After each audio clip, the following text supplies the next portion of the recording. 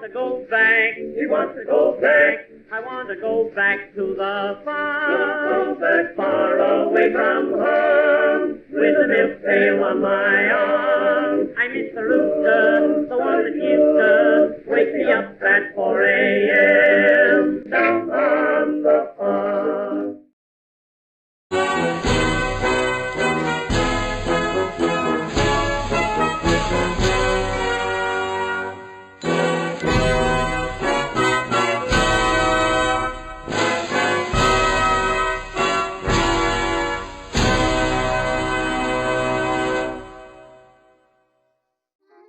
I'm Scott Boehm. They call me the old farmer. I use up to 3 cameras for a shoot, and one of them died back at the first of the year. It was a 15-year-old Zoom Q3 HD. For a pocket camera of the time, it was pretty good. I liked Zoom products and bought a Zoom H6 6-track recording studio. It has several heads that could be used instead of just the mics you see in the graphic, and I got all of them.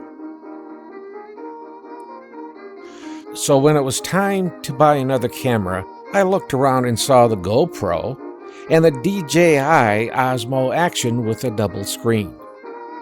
After an in-depth research, I discovered using a cell phone for software updates, both cameras could data mine my phone, camera, and possibly my computer. This instantly disqualified them as an option. I knew that Zoom had come out with some upgraded cameras, and they had one about the size of the action cameras. It was available in a 4K format. The Q2N-4K camera is not an action camera or waterproofed, which I don't need. Some may think the screen is weak, but all I do is frame, and it's good enough to do that. If you want to have a better look, you can plug in an outboard monitor. I bought the camera back in April 2020, just as the corona beer virus popped its cap. I didn't get the camera until August 15th, 2020. About every month I emailed the broadcast house to see if they knew anything.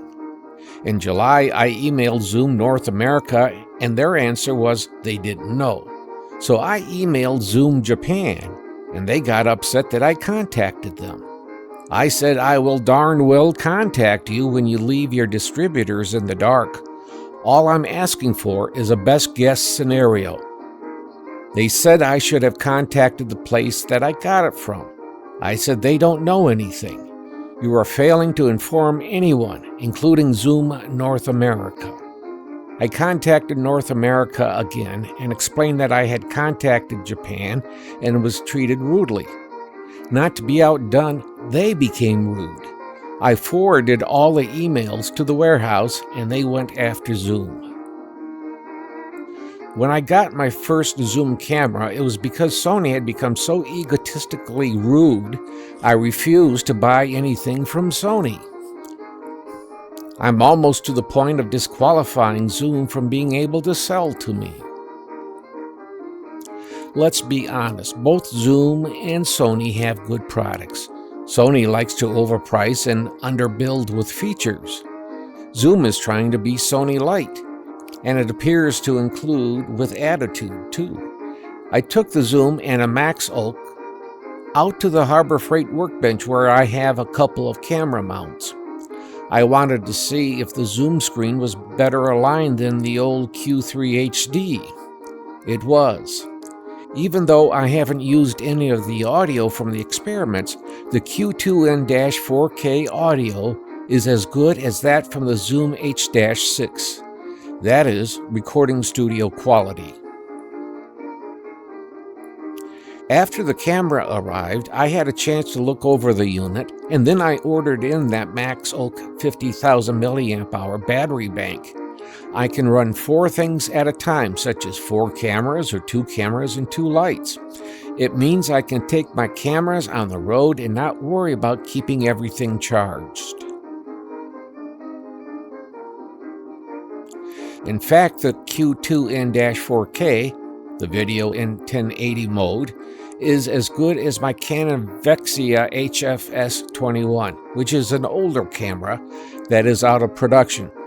but it shoots well above broadcast or YouTube levels of 1080.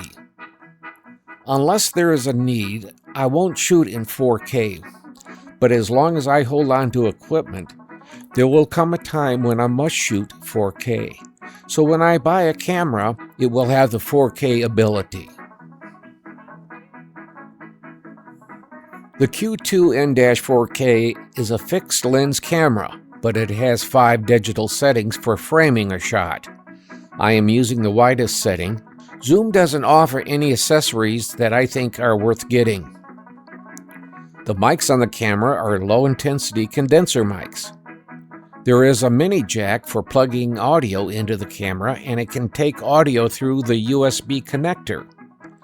I think they wanted about $40 for the USB adapter that anyone with a soldering iron can build for themselves for only $1 or $2. The weak points of the camera are not an issue with me, the poor screen resolution and not being waterproofed. It may also be a little weak in low-level lighting when compared to the action cameras, but sufficient for me. If I need to, I'll bring up the levels in post-production. There is a limited amount of adjusting that can be done with this camera.